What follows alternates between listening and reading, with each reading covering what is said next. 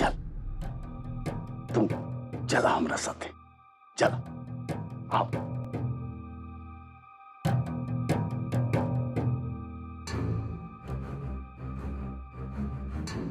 बड़ी माँ जी, रवा बाबूजी के रोक लिया न तो बहुते बड़ा अनर्थ हो जाये। पति पत्नी के बीच तो छोट मोट नोकझोंक होते रहला, पर शांत मन से बात करे से सब समस्या के समाधान हो जाला। अम्मा जी कुछ बोली, रवा रोक लिया बाबूजी के। अगर जीजा जी का कुछ हो गई तो सब अनर्थ हो जाए। अम्मा जी कुछ का बकवास करता ना, सब कुछ हो गई पर हमारे बेटी के साथ अनर्थ है नहीं भाई, और जीजा जी के साथ में अनर्थ हो जाए ओकर तारे चिंता लागल बा। हम सब बुझत नहीं भौजी, जबले तहार छत्र छाया हमरे सर पे बा ना, एक घर में हमारी इज्जत बा। जहिया तहार कमर झुक गई ना, तहिया के उठा के हमने के गांव के बाहरी डीह पे फेंकी आई। हमरा वो कहे मतलब नहीं खे बुआ जी कि बेटी बहू के घर में इज्जत मत होके। जीजा जी जो कल्ले वाड़न वो तो नहीं करे के चाहिए, लेकिन कोनो नतीजा पे पहुंचे से पहले उनकर भी तो अपन बात कहे के मौका देवे के चाहिए ना। वो एक घर के दामाद हुए। बाबूजी एहजा द्वारे पे जीजा जी के गोड़ धुलने बानी। ओह वो दीदी, अब रउआ पढ़ल लिखल नहीं खिनू, एक हतिन रउआ डरत है। अब जीजा जी जौन है वो वकील साहब, तो उनकर जौन मन में आयो करत रहब, और संध्या दीदी प्लास्टिक की गुड़िया बनकर चुपचाप सब साथ रहबा।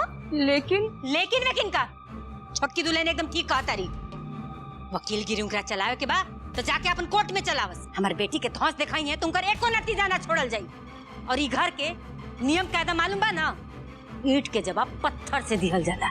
लेकिन अम्मा जी काला तो संध्या दी आखिर वही घर में जाए। ओहो दीदी, एक बात बताए, संध्या दीदी के आइले से तोहर घर के काम बढ़ गए बा का? तो घर के काम के खातिर बुआ जी बाड़ी ना तोहर मदद करे खातिर। काहे बुआ जी? आप समझनी है, हैं? हमार बेटी के आइला से तारा आता ना दिक्कत होता।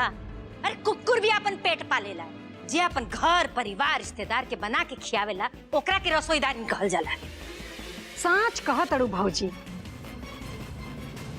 तबे तो आज तकले हमरा तोहरा से कोनो दिक्कत ना भइल।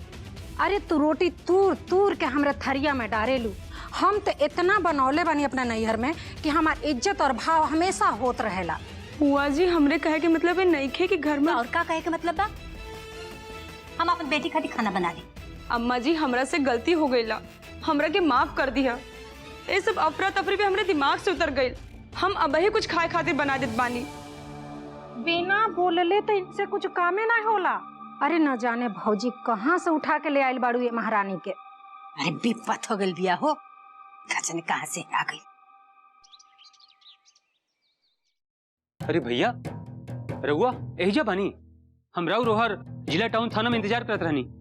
वो सब छोड़े को बात बताओ। पूछी ना। कोई हमरा के मारे, मतलब मान ले कोई हमरा के मारे या फिर तोहरा जैसन वकील के मारे, तो कानून में सजा के का प्रावधान बा? भैया केहू केकरो के मारे दफा तो चोट लागे के मुताबिक ही लागेला ना, इंसान के मुताबिक ना। एगो मजदूर के भी वही धारा लागेला और एगो वकील साहब के भी वही धारा लागेला। हाँ, बात तब होला जब कोनो कान ड्यूटी पर हो जाला। ड्यूटी पर एगो चपरासी हो या एगो कलेक्टर, वहाँ दफा काड़ा लागेला। अरे हम ये सब नहीं पूछता नहीं भाई, हम सिर्फ ये पूछता नहीं कि हाथ गोड़ के हड्डी तोड़े के या फिर गर्दन के हड्डी तोड़े के दोनों के अलग अलग सजा होखला कि एक होखला? हाँ भैया होखेला ना, हाथ गोड़ तोड़े के अलग दफा लागेला। हाँ, और गर्दन के हड्डी तोड़े के अलग दफा लागेला। अच्छा, और सजा 4 साल से लेके 10 साल तक भी हो सकेला। हाँ हाँ सही। अच्छा भैल की समझा दे लेते हैं। अब गर्दन ना तोड़ब लेकिन कम से कम एगो उंगली तो जरूर तोड़ब। उंगली तोड़बा? अरे केकर पर? अरे अमरे भैया, अरे भैया सुनी तो। भैया रहुआ समझने ना नू कि अमर भैया काहे इतना जांच पड़ताल कर ताड़े ना रे, कुछ बात भैया का? हाँ, संध्या दीदी आइल बाड़ी, मेहमान के साथ उनकर कुछ कहा सुनी हो गई बा। अच्छा, अब समझ में आइल। ऐसा कौन बात बा कि संध्या दीदी प्यार से ना समझ सकी ना? पता नहीं अब का हुई। का करत अड़ू दुल्हन? बस बुआ जी अब रोटी बनाए जात बानी। ए कन्या, तू कबो ना हमरे बाती के अपने दिल से न लगई हो। तू जानता ना अपने सास के, अगर उनके हर बाती में हाँ ना मिलावल जाए ना तो पूरा घर अपने माथा पे ले ली है। ना बुआ जी, अम्मा जी ठीक कहल होखन, हमनी के ना समझ आई हुई। वो सब छोड़ा। अरे ये हो हल्ला के चक्कर में ना हम ढंग से खाइबे ना कनी है। का कहीं हमरा तो कुछ कहिए नहीं खा जा। रवा बैठी, हम खाना निकाल देत बानी, फिर से खा ली। का खाई कनिया, जौन खैले बनी ना उहो बुझाता डकार के रास्ते बाहर आ जाई। ई रोज रोज घर में किटकिट ना अच्छा नहीं होला। और ये सब के चक्कर में ना हमारियो मुंह से कुछ न कुछ निकल जाला, पर हम दिल के बहुत अच्छा हैं। तहके तो पता बना दुल्हन, लेकिन तनी बाती बाती में बह जानी, यही से हमरे मुंह से ना कोनो बात अनर्गल निकलिए जाला। ना बुआ जी, हमनी के रउआ के कोनो बात का बुरा ना लागेला। ए कनिया, 2 रोटी डाल देना, खा ले तनी।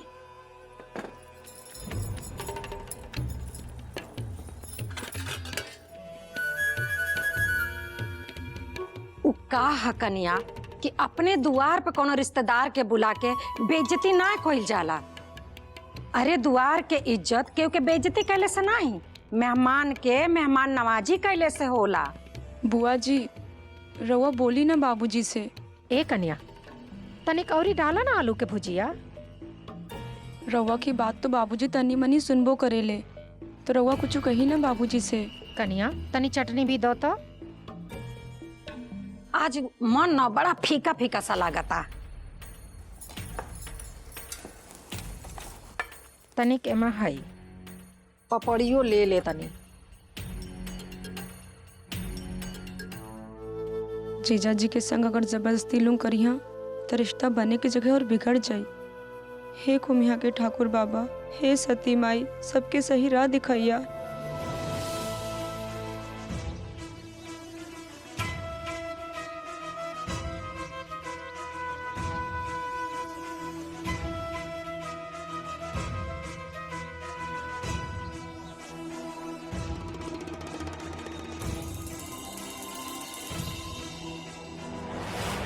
एक बात रहने के बतावा हमें।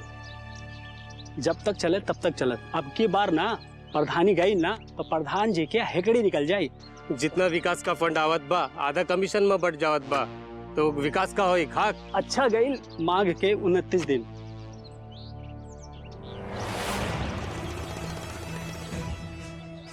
प्रधान जी तो एहनी आवत वाड़ी दलवल के संग।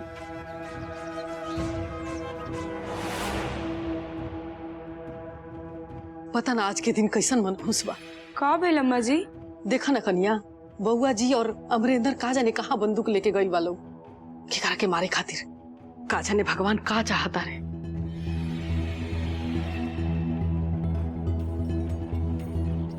अरे भूटन भैया, हो भूटन भैया, अरे प्रधान जी तो दलबल के साथ यही नहीं आवा हो।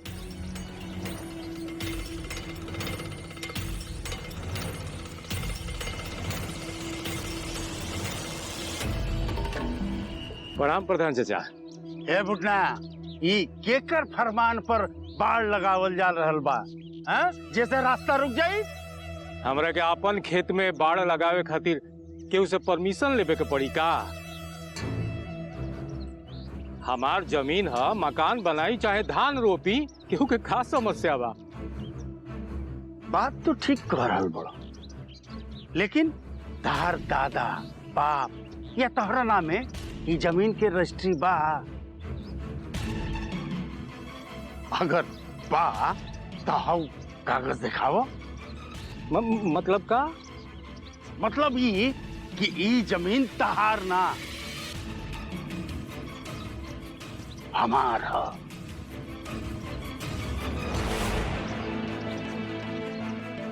हमार बाप दादा कई पुश्त से यहाँ खेती बाड़ी करत आवता और जमीन राउल हो गई जी।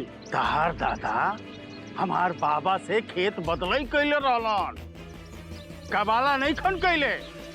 कागज पर आज वो ये जमीन हमार खानदान के नामे बा।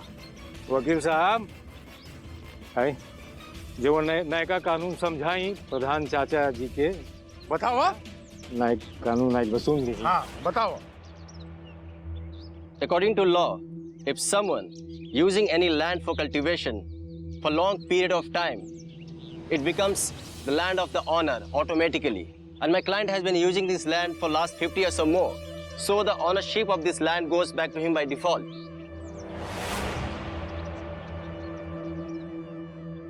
अंग्रेजी कुछ पल्ले पड़ल चाचा। ये वकील साहब के बोली भोजपुरी में समझावेगे। बड़का अंग्रेजी बोला तड़न, इनका के भोजपुरी सिखाओ। अरे भैया रहुआ कहाँ जात बानी? रहुआ के कष्ट करे के कोनो जरूरत नहीं खे। हम बानी नू, हम भी लोग के अंग्रेजी और भोजपुरी दोनों में समझा देता नहीं। My dear friend, let me explain you the law. The law says that the real owner of a land is that person whose name is registered as an owner. And if a father is the real owner of a land, then his son inherits the next ownership by the law. Or for your kind information, this land is registered in the name of our grandfather, not in the name of your client. Is it clear to you?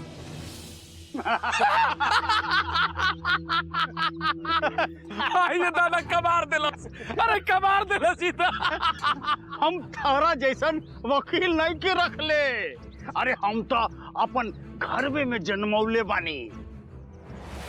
ये बात अंग्रेजी में तहार समझ में आयल कि समझाई भोजपुरी में? फड़फड़ा मार, जवनी कानून के भूत समाइल बानू कुल निकल जाई।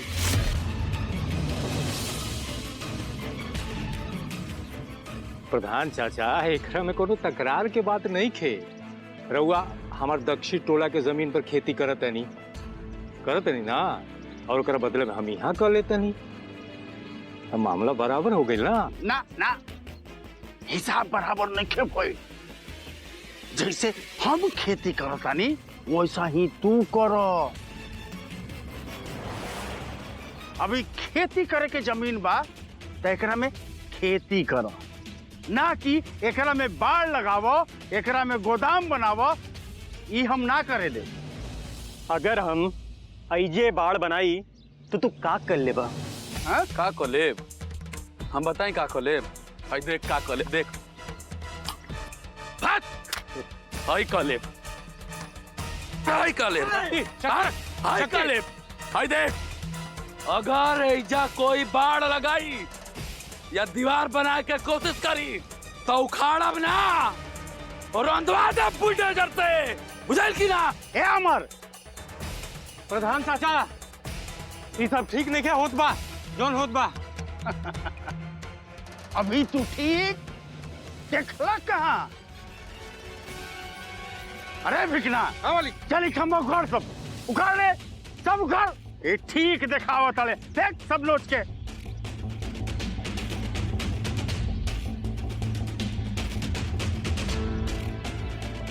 प्रधान चाचा, राउर मनमानी ढेर दिन तक ना चली। हमरो ताकत रहुआ से कम नहीं खे रुपया पैसा में। और रहल बात प्रधानी के ना, तो केहू के लगे प्रधानी हमेशा ना रहेला।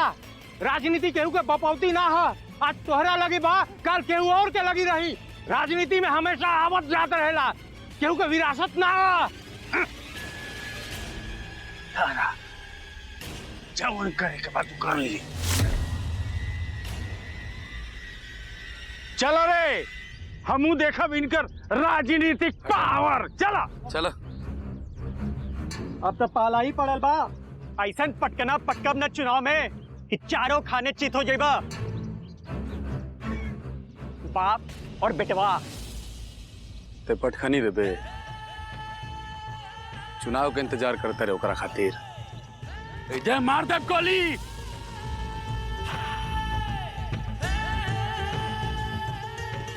जय धसा दे जमीन के अंदर से पूरा पूरा। चुनाव से पहले हार जीत के फैसला हो जाए।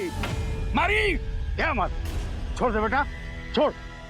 ये जा हाथापाई करे के जरूरत नहीं खे।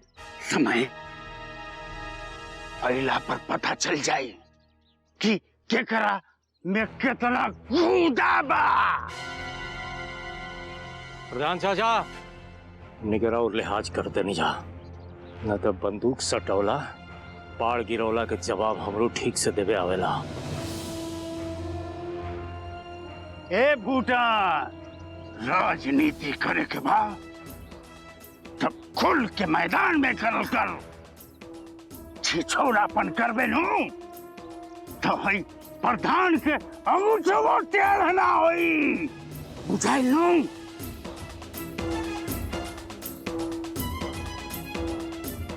चलो सारे।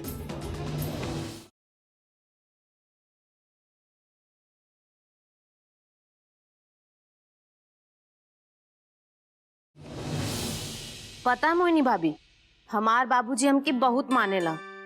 जब छोट होकर तो एक दो बार डटले हुए हैं, लेकिन अब तक हमरे ऊपर हाथ नहीं खे उठवले। बाबूजी का दीदी, रउआ तो ई घर में सबकर लाडली है, रउआ पे क्यों से क्यों हाथ उठाई। हम तो ये सोच के हैरान है कि जीजा जी के मन में कहीं कुछ और तो नहीं खे चलत। चलत बात चले दो, हमरो नाम संध्या तिवारी है, उनसे कम नहीं की हम। दीदी राउर भी कोनो कपड़े धोवे के बा? हाँ कुछ कपड़ा बा, बहरा बैग धइल बा, वहीं में बा, जा निकाल के धो दिया। अब दीदी हमो अपन कुछ कपड़ा नल के ऊपर रख देले बानी, तनी धो दे। आवत रे तार बाबूजी और भैया लोग भूटन शुक्ला के असली औकात दिखा के। चल हला लोग हमनी के जमीन पर बाड़ लगावे और गांव में घूम घूम के पचरा गावता लोग कि प्रधान जी ई कैलन, प्रधान जी ऊ कैलन। ऑसम, आई लव मार पिटाई। मार पिटाई संध्या के बाबूजी के सामने उन लोग के खोखों के हिम्मत नहीं के मार पिटाई करी लोग, दुम दबा के भाग गए लोग की। हे भगवान, आज रउआ सब संभाल लेंगे। बहुत बहुत खुश बानी हम, बहुत बहुत धन्यवाद ईश्वर के।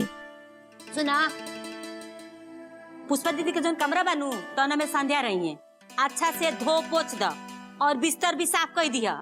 अब बुआ जी कहाँ रहा? बुआ जी कहाँ कर रही है? बड़की दीदी के कमरे में रही है। और कहाँ? संध्या दीदी का अभी अकेले मत छोड़ी, रहुआ अपने संगे रख ले कुछ दिन, यहाँ के भी मन लगल रहे।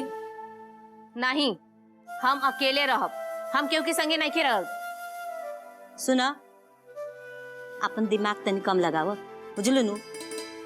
हमार बेटी भिखारी के घर के ना हिया कि एक ही पलंग पर गुत्थम गुथी कह के सूती, बचपन से अकेले कमरा में रहल बिया, बुझलू।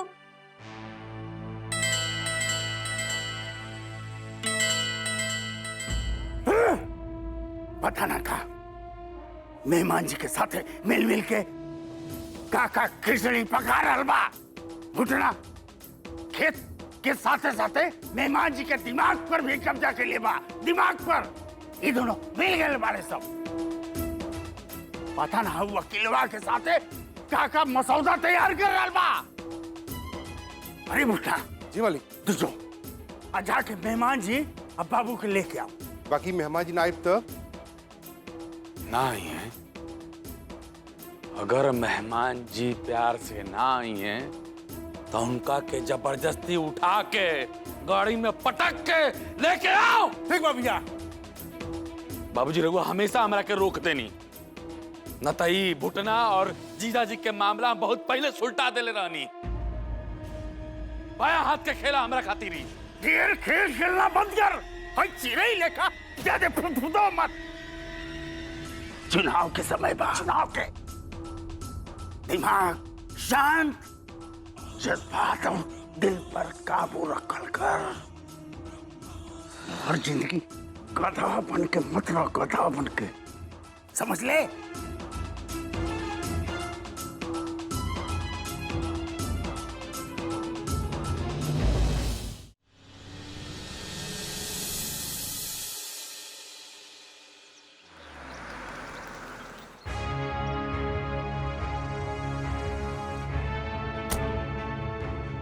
प्रणाम मेहमान जी।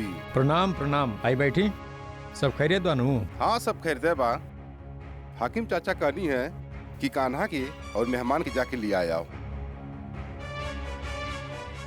ले जावे खातिर आयल बाड़ी या उठा के ले जावे खातिर, ई बताई। अरे नहीं उठावे के नहीं लियाल बाड़ी, आप तो घर के दामाद हैं और दामाद के तो हमनी के यहाँ पाँव पूजल जाला।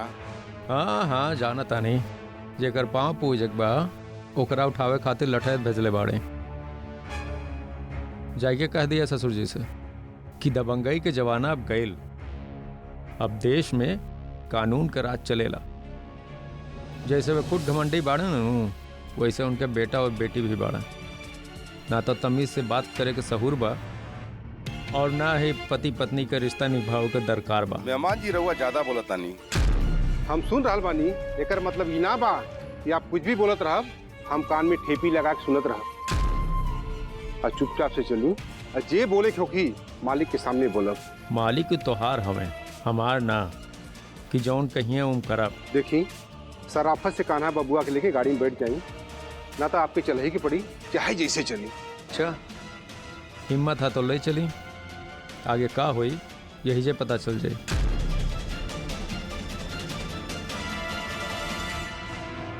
हे माता रानी, अब हमने के परिवार के रक्षा करी जा। आज सुबैया से पता नहीं केकर नजर लागल बा, अब कुछ अनहोनी हो रहल बा। कहीं कुछ खून खराबा हो जाए तो बड़का झमेला हो जाए। माता रानी, अब ए संकट से रउआ ही बचा सकत बानी हमनी के परिवार के रक्षा करी माता रानी। अब रउआ ही सहारा बा माता रानी।